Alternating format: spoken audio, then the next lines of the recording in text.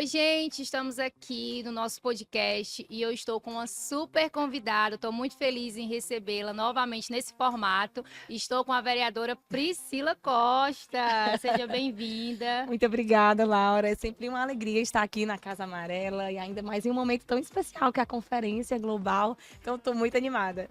Gente, a gente está com tanta expectativa esses dias e ter esses momentos está sendo muito, muito especial. Então, eu vou ter aqui 3 perguntas rapidinhas para fazer com a vereadora e eu tenho certeza que vai edificar a tua vida. Vamos lá?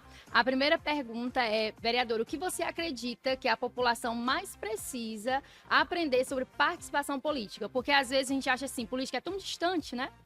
Olha só, a primeira coisa que a população precisa entender é o valor do voto. As pessoas muitas vezes não entendem que a nossa Constituição, por exemplo, diz que todo o poder que um deputado tem, o poder que o Congresso Nacional, a Suprema Corte, os ministérios, todo esse poder, ele vem do povo, que é manifesto onde? É manifesto no voto. Então, a manifestação do poder do povo é o voto.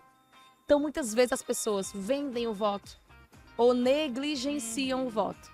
Quando você vai ali na urna votar em alguém, você está dizendo assim, essa é a pessoa que eu escolho para transferir o meu poder.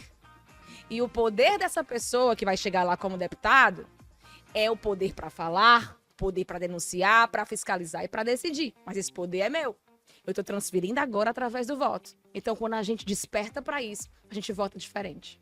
Perfeito, perfeito. E falando ainda sobre esse despertar coletivo, né, esse entender o meu poder no voto, eu quero te perguntar sobre liderança política. É vocação ou preparo? Como é que esse despertar aí acontece? Olha, são duas coisas, né? Porque nós precisamos sim ter a vocação, o espírito público, o despreendimento, né? Para você chegar na vida pública, você tem que ter despreendimento de muita coisa a respeito da sua vida particular, porque você vai ser exposto a uma responsabilidade aonde você precisa colocar o público, o povo, em primeiro lugar. E também preparo, porque se a gente negligenciar essa vocação, a gente vai ser facilmente subjugado pelos mais preparados. Então, a gente precisa de preparo para defender nossas ideias, principalmente os políticos cristãos, por exemplo. Se você recebeu essa vocação da parte de Deus, você precisa desse preparo para glorificar o nome do Senhor, para chegar lá como alguém competente.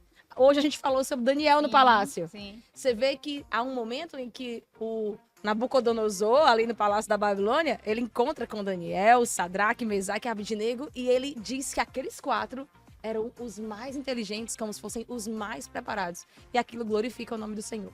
Amém. Então as duas coisas andam juntas, viu, gente? Vocação e preparo, é muito importante. E falando agora sobre o futuro do Brasil, qual reforma você acredita que mudaria o Brasil em 10 anos? Tem aí alguma coisa em mente? Sim, a primeira infância. Eita. Olha só, se a gente cuidar... Isso aconteceu na Coreia do Sul. A Coreia do Sul estava devastada depois da guerra. E hoje a Coreia do Sul está ali entre as 10 e as 15, entre as 10 e as 15 maiores potências econômicas. Então, chegou a ocupar esse lugar graças ao investimento na primeira infância. Os primeiros anos da vida da criança, elas podem mudar toda uma nação. Então, muitas vezes, a gente está falando sobre investimento em ensino superior, investimento em universidades, mas o Brasil é um dos países com o maior número de analfabetos funcionais. Meu Deus. Um dos países, um dos países com o maior número de analfabetos funcionais é o Brasil. Só 14% dos brasileiros conseguem ler um texto e entender e interpretar.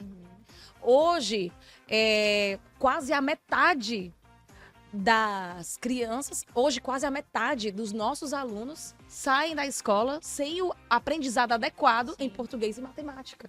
Meu Deus. Então, a gente está ali discutindo sobre ensino superior, quando na verdade o ensino superior ele vai alcançar apenas um grupo muito pequeno se a gente não mudar a base.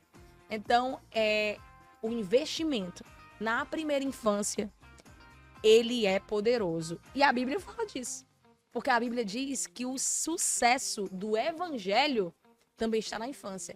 Ele diz: ensina as crianças o caminho em que devem andar, né? Para quando ele for mais velho.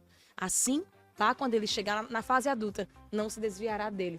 É muito poderoso a primeira infância e pode mudar uma nação. Assim como mudou a Coreia do Sul, pode também transformar o Brasil. Amém, eu acredito. Nós, como Casa Amarela, acreditamos nisso. Temos aí, né, falar aqui do Colégio Aventurando, que acredita nessa primeira infância e está trabalhando arduamente para isso, para fazer essa base e para o futuro dessas crianças, né, realmente assim, ser diferente. Foi rapidinho, gente, mas foi muito bom. Muito obrigada, vereadora. Obrigada. Um prazer te ter aqui.